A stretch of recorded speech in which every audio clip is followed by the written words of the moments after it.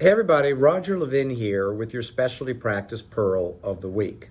Now I'm going to tell you about an extreme situation that you'll probably never experience, but at the same time, I want you to learn from this just to keep your eyes wide open.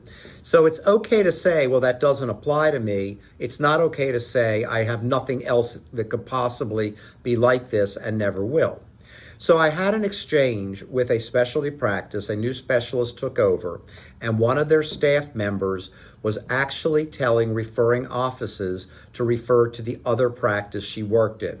She worked in two specialty practices. She didn't like the new specialist who took over. That's often the case. It's not personal. It's a human nature that staff often don't like whoever takes over because they're different than the doctor that sold the practice that they liked, they revered, they enjoyed, who may have been easier, not as motivated. And now this staff member works in two different practices and has started telling referring offices to refer to the other specialist. Now, your first reaction is probably the right one, same as mine. She needs to be terminated. She needs to be gone. She is impeding business, hurting that practice, maybe to a point where they will never recover. And yet the question to me was, what should they say to her? How should they counsel her? Here's my point.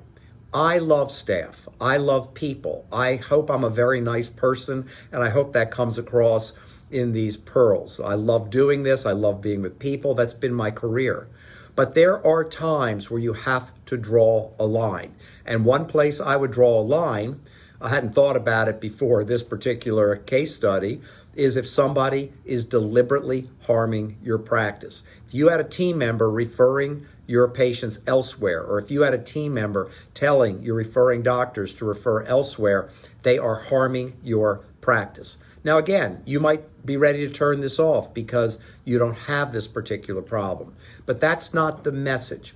Case study teaching, which is what I'm doing, is about bringing a case study where we can learn. It's not just that case study, it's any analogies, any similar situations.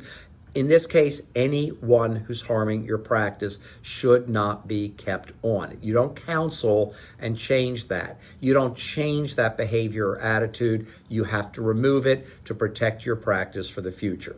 I don't mean to sound tough. I like people. I am very slow to give everyone the greatest chance to change, to achieve, to grow with a practice. But there's a red line, and that red line is if someone is deliberately, keyword deliberately, harming your practice, you need to take action immediately. Just learn from this one, put it in the back of your mind. You may need it someday. I hope you never do. As always, I wish you increased practice production and referrals every year, and I'll see you next week.